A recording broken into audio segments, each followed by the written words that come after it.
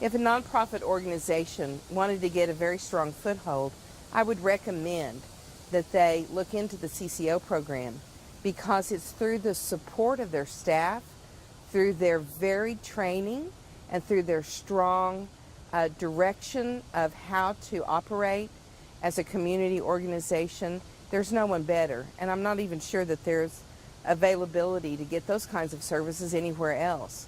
I think that they can go to any of the community buildings, anyone of the Cherokee Nation, from the chief on down, to ask where a lot of the help or where they get their assistance, grant-wise, whatever it may be. They would ask or steer you directly to the CCO people, and they are the ones that help us to where everybody's at today. Oh, well, it's been great. The CCO program has helped us tremendously. I mean, we wouldn't have any of this inside without the help of the CCO.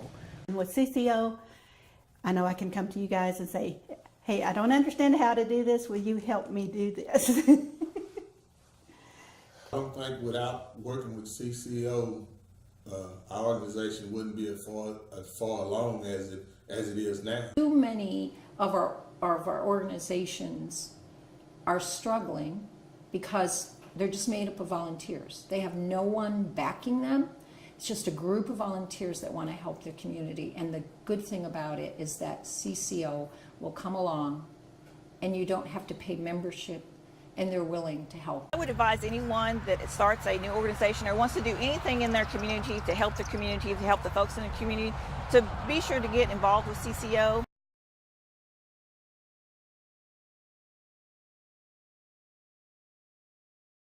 Susie Thompson, and I'm with the Adair County Historical and Genealogical Association. My name is Gary Bolden. I'm chairman of the Brushy Cherokee Action Association. Betty Frog. I am the president of the Cherokee National Treasures Association. Lou Wolf, and I'm the secretary treasurer for Cherokee National Treasures Association. My name is Lyle Martin with Native American Fellowship here in South Coffeyville, Oklahoma. I am one of the board of directors. Anya Weevil. I'm the education director at the Cherokee Heritage Center. I'm Carol Sonnenberg, and I'm president of the Nowita Cherokee Community Foundation. We are a neighborhood association of Chewy. I am the president of the association. Hi, my name is Roy Johnson. I'm the chairman or president of the Mid-County Community Organization. My name is Joe Wilson, and I am the president of the CBIHP organization. I'm Angel Eden, and I'm the assistant administrator for Jeremiah 29 Foundation. My name is Mary Dunlap, Cherokee Black Indian History Preservation Foundation. My name is Deborah West. I'm the president of the Indian Women's Pocahontas Club. This is Ollie Starr, and she is the executive director of the Indian Women's Pocahontas Club. Max Ford, and the name of our organization is Orchard Road Community Outreach, and I'm a board member there. Yeah, and I am secretary treasurer for the Mid-County Community Organization. Grace Ferris, and I'm president of the Stillwell Public Library Friends Society. Jeff Simpson, and I'm the chairman of the board of the Fairfield Community Organization.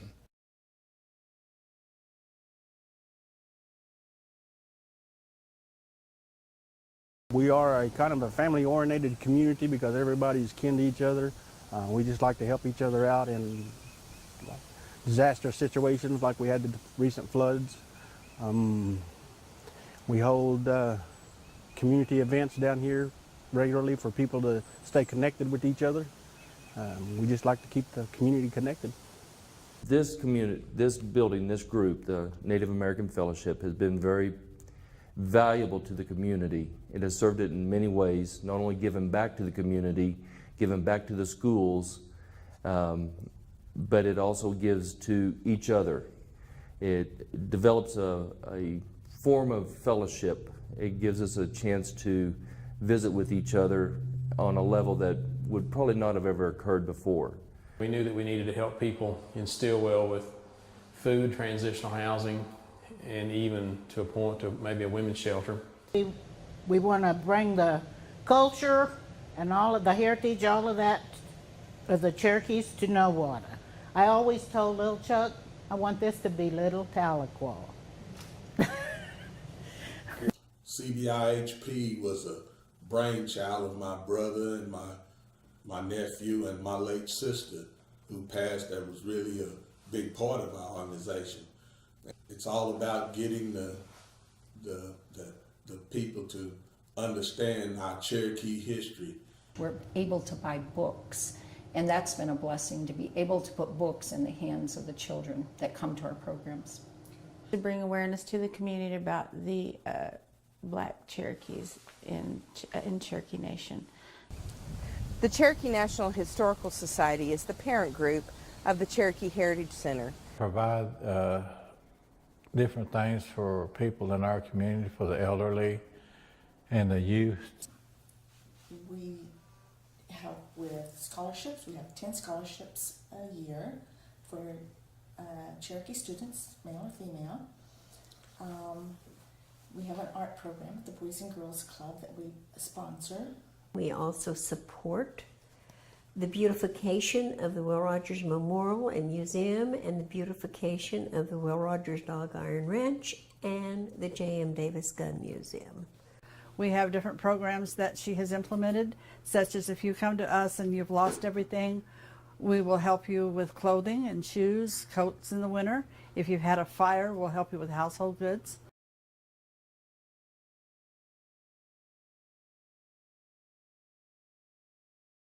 This community building will do a lot for the community. Like in 2009 when we had the ice storm, there's a lot of people without electricity for 10 to 12, 15 days. This will be a place where they can come, actually take showers, be able to cook hot meals. We're trying to get out there. Everything Know What has, we try to put ourselves in front of the crowd. We have a community dinner, and it's kind of a potluck, but we always have some type of program that goes along with that that's features back to the Cherokee Nation. We're getting ready. We want to work with the Boys and Girls Club here. For like the local benefits from people having funerals and stuff, we allow them to use the building free and they can have a benefit type deal. Through the Cotter grants that we received, we was able to have a full functioning kitchen with the grills and everything, and people are just well pleased with the way the kitchen is set up. We can host volunteer groups throughout the summer that come in and want to work in our communities. We are set up with showers on top of the building and then places to bunk. The idea was to help build pride in our community, to get everybody involved from kids through seniors. And we're fortunate that we've got people that have different trade levels that we have had, and everybody was really good about jumping in and helping for us with electric and hanging sheetrock and about everything we do. Very little is ever hired out. Pretty well about everything that we do is in-house. So we started with just buying an old motel and refurbishing the motel so we could use it for transitional housing. The thrift store is run strictly just by donations, pretty much volunteer help. And so we use that to actually fund and feed people that come in the transitional housing facility. Purpose is to try to support the community in any way we can. We try to utilize the building for rentals to where we've had anything from weddings to baby showers, birthday parties. We make it available at a very reasonable price because we feel like the building is here for the community and to be used in that way.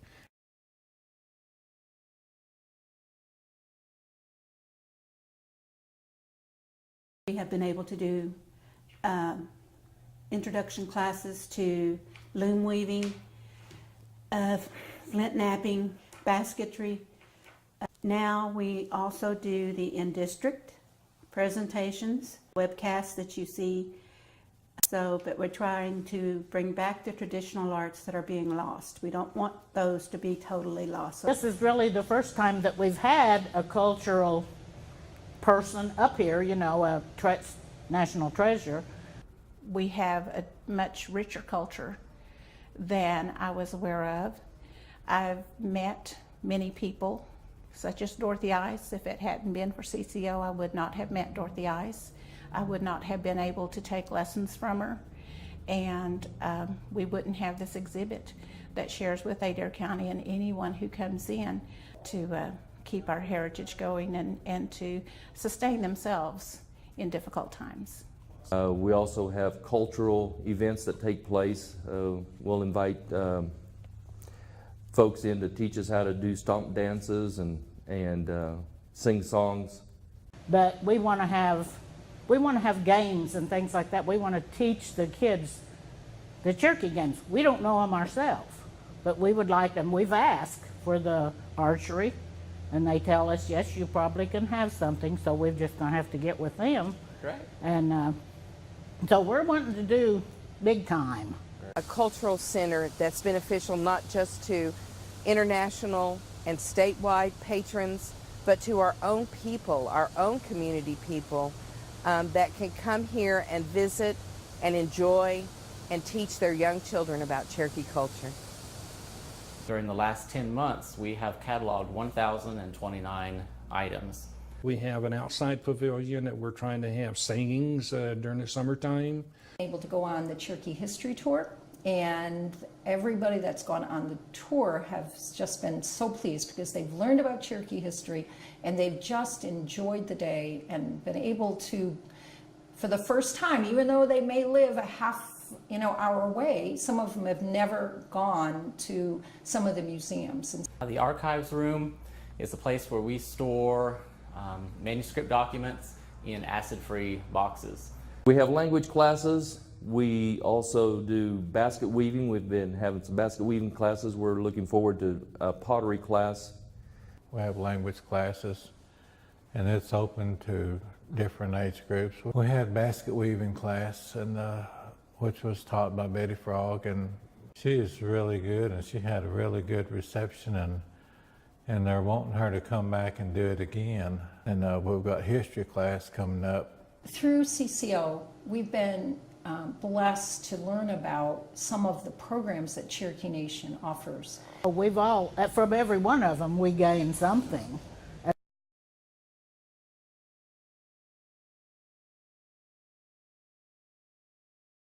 We accept donations of artifacts and documents. We archive them and we make them accessible to the public. We're very excited about the items that have been donated to our museum. We're the only museum in Adair County, and we have items from all over the county. Broadened our outreach program to other states. We have gotten to know our community in Arizona. Our sister community in Arizona, yes. You know, you meet so many people, you learn how other people are doing things, and you learn how to go about doing things for the community from other people. And that's what I like about it. You just get to know people from all over. There's a lot of people that come in, as I didn't realize, they were hungry here in Stillwell, and they just come in off the street sometimes and just ask for something to eat. We always feed them.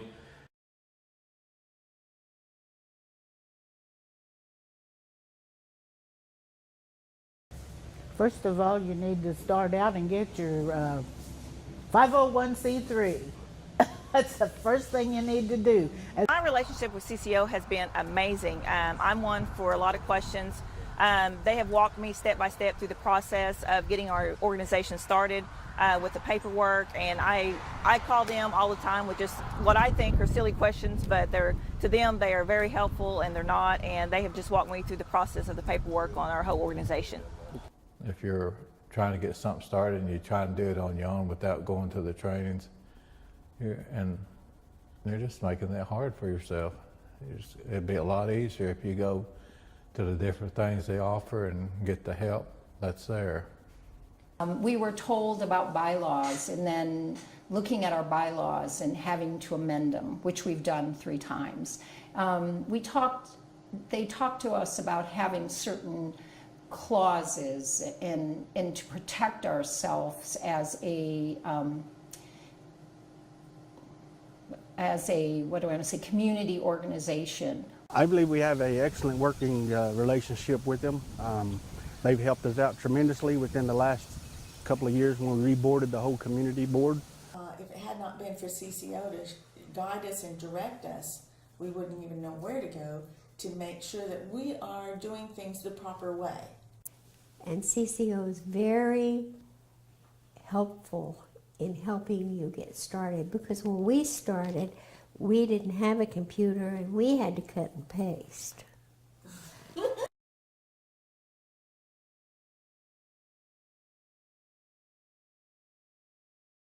Anytime there's something that we need, they've always been there to help us. And we've tried to in turn help in every way we can with the organization. And then at some point, we might be able to give back what we know to help CCO, because the CCO has been so helpful for our growth that at some point, maybe we can contribute back somehow. Mm-hmm. I'll do anything that's within my power to do what I need to do to help this organization to succeed and to teach and educate those that don't know about our history. Put a lot of trust in it, and you look for them for the guidance, question, ask for them to come in and help you, make suggestions. They're always available to answer your questions and help in any way they can. Future relationship, I hope it extends well past our phases. I would like to work with CCO in the future with any other new organizations that might be wanting to do the certain things that we have been doing, but I plan to work with CCO for a long time. Oh, well, it's just family to me. It's just all of them. Everybody treats you like family, and I mean, I'm willing to do whatever they want us to do or whatever they think we can do to help anybody else. That's what we're here for. Very excited to partner with CCO, because through that partnership, we reach a larger audience, we reach a local audience, and we're able to present the Heritage Center as a local and important part of our community. They helped us finish our building to be able to help community in a big way. That allows us to bring programs to our library, especially a summer reading program. Without their support, I'm not sure what we would have been able to do.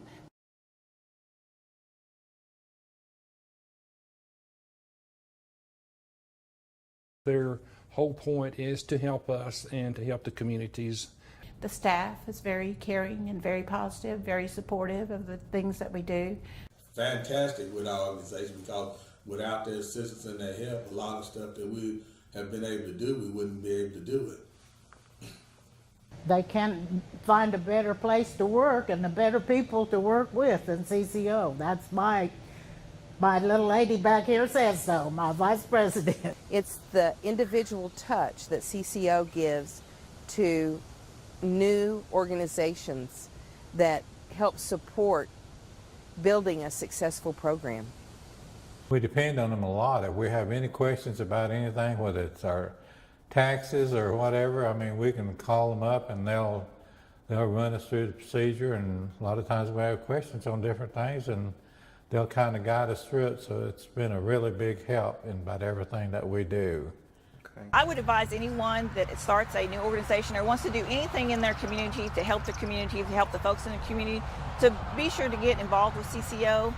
Basically educating us of how to be the most effective in our organization. I know the programs that CCO has helped us just as far as getting to a place in our organization that we can stand on our own 2 feet.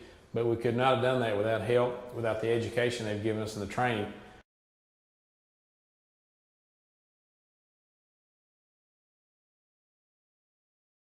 We have been a part of the summer conference, and that's been very beneficial to us because we've formed many links with other communities. And especially the summertime in the conference.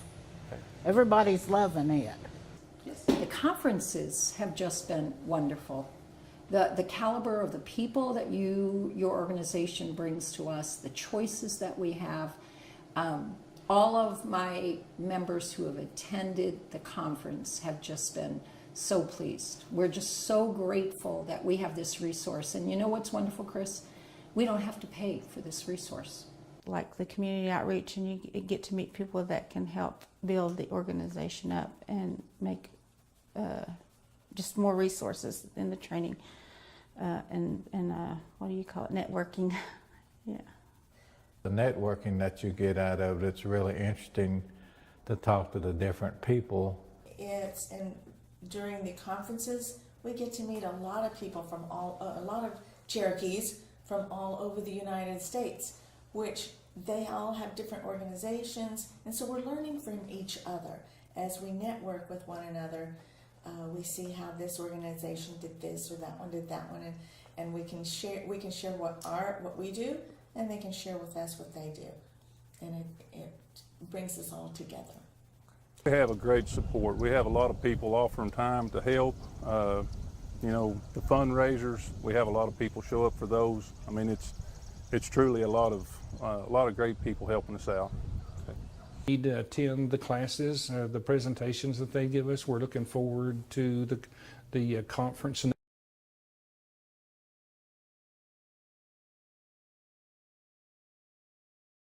So we are excited every time we get a small piece of history to display in our museum. The County Community Organization has actually made up a three-phase plan for our goals that we have set for ourselves within the next 2 to 5 years. We're getting ready to try to rebuild our community building. The one that we had here was very important to us, but there was so much damage that we couldn't salvage any of it. To eventually start a nutrition center. We're wanting to get a program started for the elderly people. We know that there's a lot of need for a lot of little things that they need assistance on. Once we get our building established, is, you know, to get the material in to educate the youth, the young people in the community, and also our future plans is to have a museum. Is to continue to improve our grounds, improve our programming, and improve our services to the patrons of the world that visit us. Our future goals, I'm glad you asked, our future goal is to have an actual museum. Now that we're a 501c3, we hope to get a building where we can have room for them to have classrooms where they can store their materials there and go there and work with their students without having to schedule one room for 3 or 4 different classes as they're doing right now. Since we have become a partner with CCO, we developed a scholarship endowment program. And 3 years ago, it had no money in it, and today we have reached our goal of $50,000 plus in this endowment program. We hope in the near future to have this facility, the women's facility, up and running. Special place for the teens, but now with the new addition, they will have their own center, their own room where they can hang out, talk to friends, work at Wi-Fi. And part of that comes about because of the encouragement of and the help and advice from the CCO.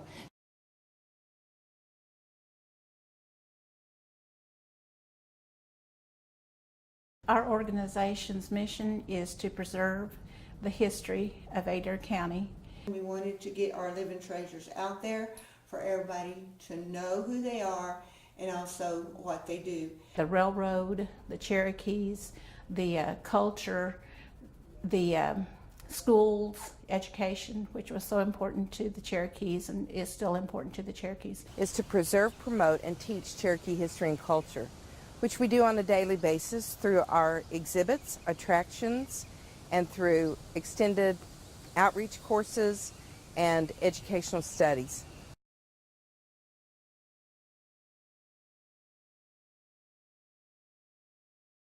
Youth craft program, which is really good, and we get a lot of kids that participates in it. We have, majority of the time we have probably about 45 or 50 kids, and sometimes we'll have 75 to 80. But every summer now, the children of Stillwell have been really blessed by having some wonderful, wonderful programs, and we attribute that to Cherokee Nation Culture and Community Outreach. We're all about children, and we encourage our young women to embrace life in a better way.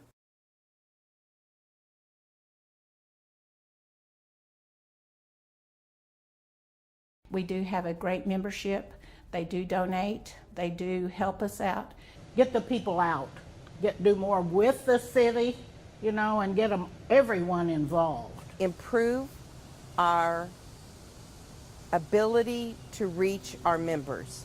The involvement, Cherokee culture, anything that will help the Cherokee community to step out and reach beyond themselves in the same way that they did in past generations.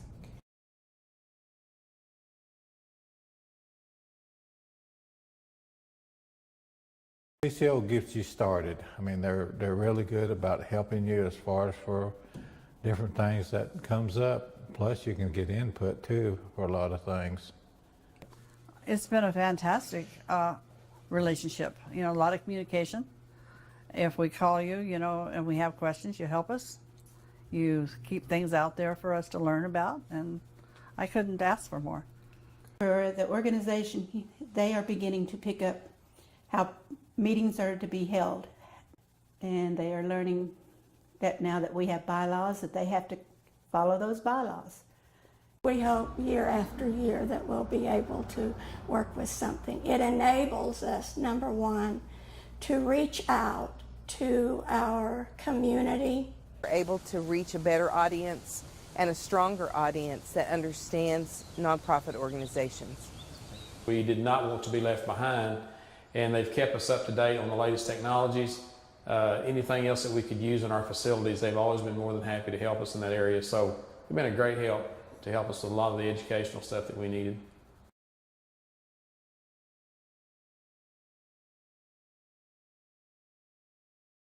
It's hard to function without going to trainings. I mean, you just about need them. I mean, there's no way to get around it. It's just very, very helpful in everything you do. It tells you how to conduct your meetings, and a lot of problems that comes up, you kind of learn how to deal with them. Trainings have helped us as a board in our membership, but they've also lately have helped us as individuals. Lunch and learn, that's something that I've really benefited from. To allow us to understand what we need to do and how we need to do it to get to the point that we're trying to get to.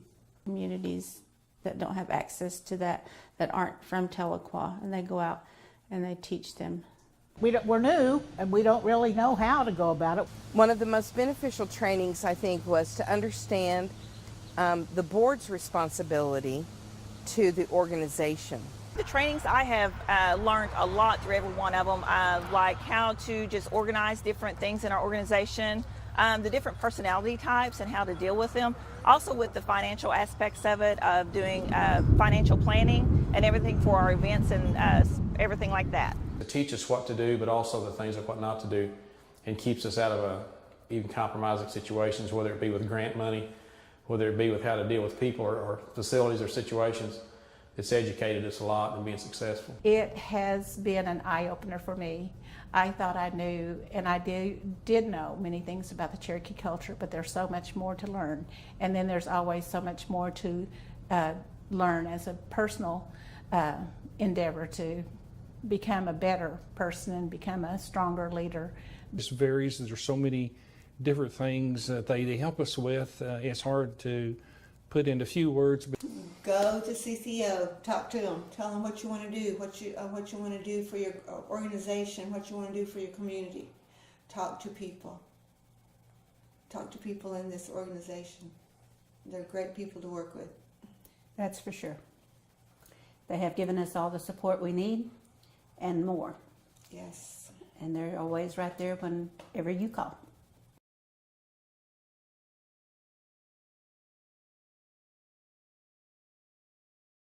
Providing us with materials for our cultural events, also the food pantry, along with that, with the grants to help build our community, our building projects. And our computers, laptops are the business end of our program. We wouldn't have been able to do what we have done here in keeping our doors open. We wrote grants in the CCO. We got them.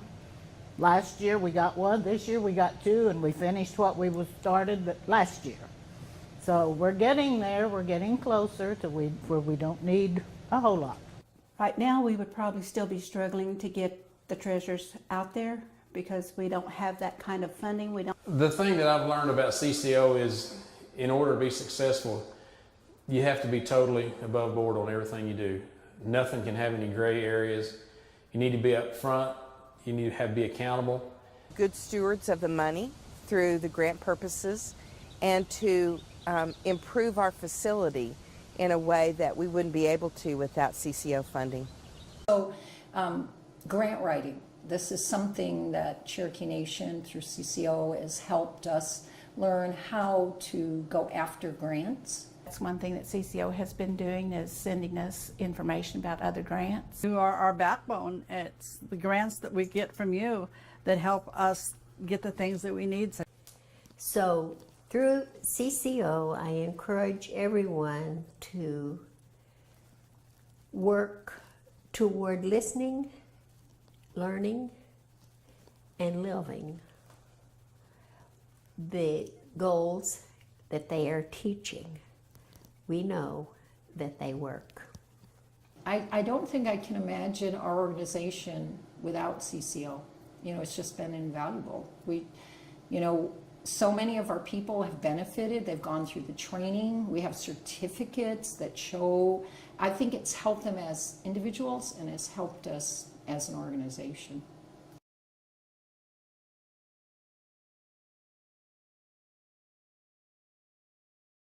Of course, I'm a talker and I'm not afraid of anybody. I go ask. Did you embarrass him? No. Oh yeah, don't mention your name. Yeah, don't mention my name. Okay. Who's your favorite staff member at CCO? Patty. Okay, shoot, Chris. Just going to do easy questions. First question, Bill, is just say your name, your role in the organization, and the name of the organization. My role organization. The role. What's your position on the board? Oh, okay. Yeah, so go. Okay. My experience with CCO as a whole has been very good, but very fattening because we always eat. Teaming up with CCO.